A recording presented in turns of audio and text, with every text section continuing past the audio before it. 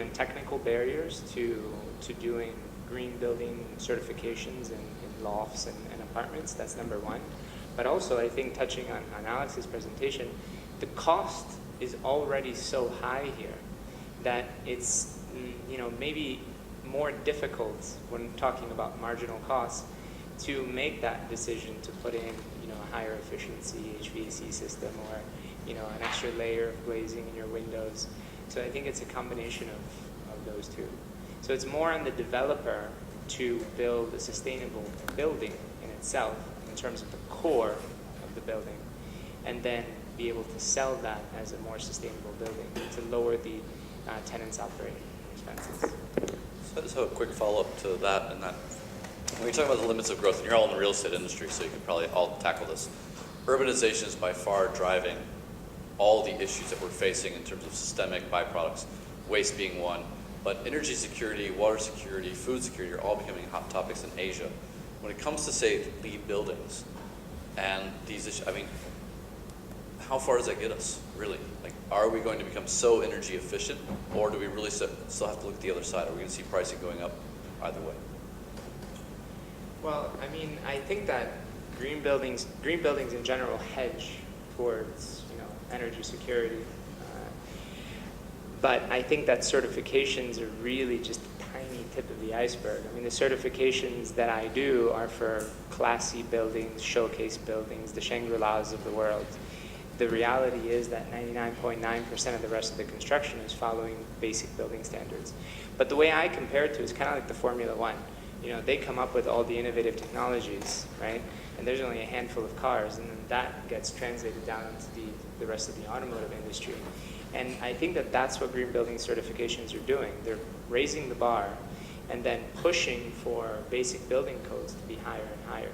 So they're driving. It's almost like a test case for technologies in a way to make them more cost effective, because then you have market experience and economies of scale, so that then they can be translated downstream. Well, actually, just to follow up on that, my company has the first LEED Platinum building in China.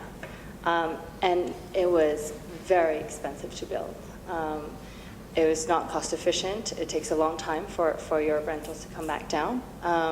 But it is part of the culture of your company, of the developer, to want to see that, to want to build sustainable, because that is the way that we ought to be building. So you want to be on the forefront of that before everybody else.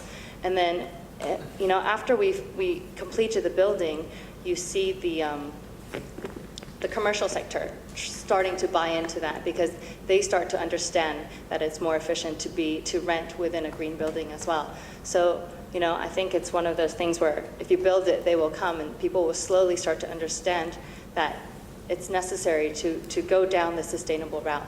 But it's very expensive, and it has to come from the culture of the developer. Just a side note to that, it's also expensive because it was the most difficult and highest, greenest building in China.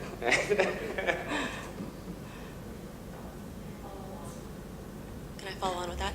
What is the uptake do you see in terms of the local real estate, like the local developers? Is it still mostly foreign developers that are pursuing LEED, Platinum, or Gold, or do you also see a lot of local developers doing that? And then the second question was related to, in terms of the cost. I mean, the 99% of buildings that are still following building code, the traditional building codes, is there any movement from government or whatever other agencies to actually try to make sure that people who live in low-income housing can also live in LEED Platinum buildings, like they're doing in New Orleans, right, with the Brad Pitt Foundation or whatever it is? So the first part of your question, no, very much the local developers are now catching on. They're following more of the local certification system, like the 3-star system by Banke and Soho. They're huge. Soho especially. They've made one of some of the largest steps in mainland China towards green buildings and green design. So they are following, and they are seeing an economic reason to follow it. So from a subsidy point of view, I mentioned at the national level, there's 80 RMB per square meter. And then at the local level, for example, Shanghai donates or gives up to 10 million RMB per project for sustainable building strategies and combinations. So there definitely is that drive to incorporate those and not the Class A buildings and so forth. The reality, though, is that that 99.9 is at the mercy of urbanization, is at the mercy of those 600 million that are moving to urban centers. So no, I do not know of programs like what's going on in New Orleans. There are small things that are happening here and there in terms of master planning and eco-cities. I don't know if you've all heard of the famous Dongtang eco-city that was supposed to be the first in Shanghai and then never happened, right? So, but out of those failed ideas come, new strategies and new innovations. So there are low carbon zones that are being developed. There are eco-cities that are going on.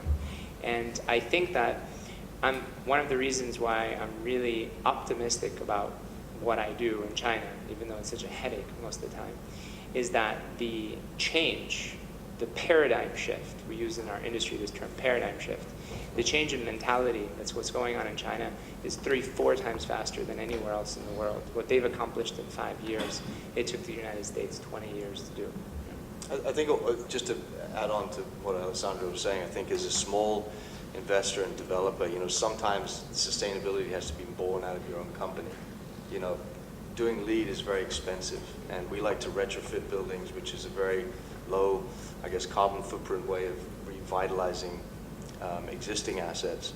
But, for example, in our service apartments, we did stuff on our own. We used ISO-rated paint. We recycled newspapers in the operations, during the operation period. We used environmentally friendly cosmetics, little things like that, which we tried to do within our own operations to make an impact. But there is really, often a lot of this stuff has to be encouraged by the government, and sometimes in Hong Kong we don't get that encouragement. That's a really basic question about entrepreneurship. What was the biggest challenge you guys faced in building out your ideas? And you've always been pretty clear on it, so. I've had probably, I'm sure, the hardest time of anybody here. I've been sued. I've been, try opening up a business in China. It'll open up your mind. HR is the biggest problem. In terms of, like I said, I think that our industry is very, very strong. Sustainability is very strong. So I think in terms of getting business, it's not really very difficult. But, growing a company obviously is. Well, before I did this, I worked at Swire, and my first amazingly brilliant idea was to start a hot air balloon business in Hong Kong. So I found the only guy in Hong Kong who had the AOC license for hot air balloons, and I was going to start flying these balloons off West Kowloon. So I went to the lands department. I got a grant to use a piece of land there, and we started hot air balloon rides. But the unfortunate thing for me was that February of that year was possibly some of the worst weather ever experienced in Hong Kong during a particular February in sort of 80 years. So I couldn't fly. And my business failed terribly.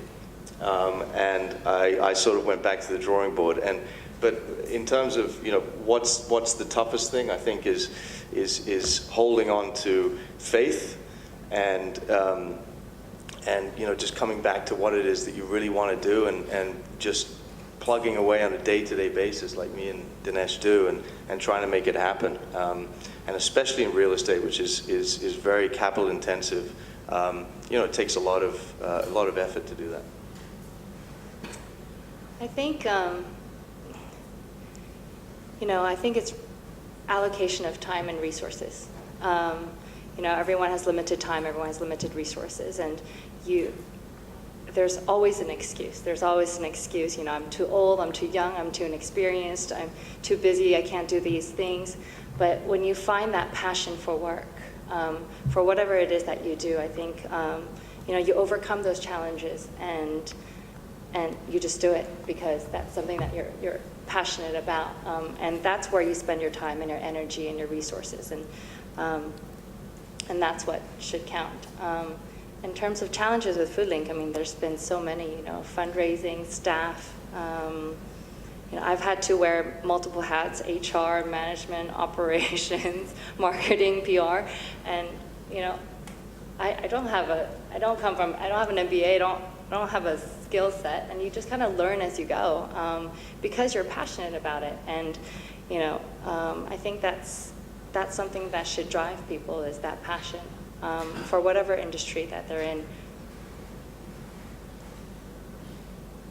And if you're not failing, you're not trying hard enough. So I encourage Thank you. fail fast.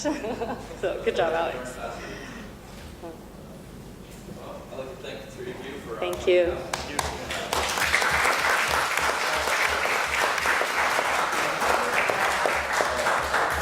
Literally the whole ceremonial. I'll pretend you're Just-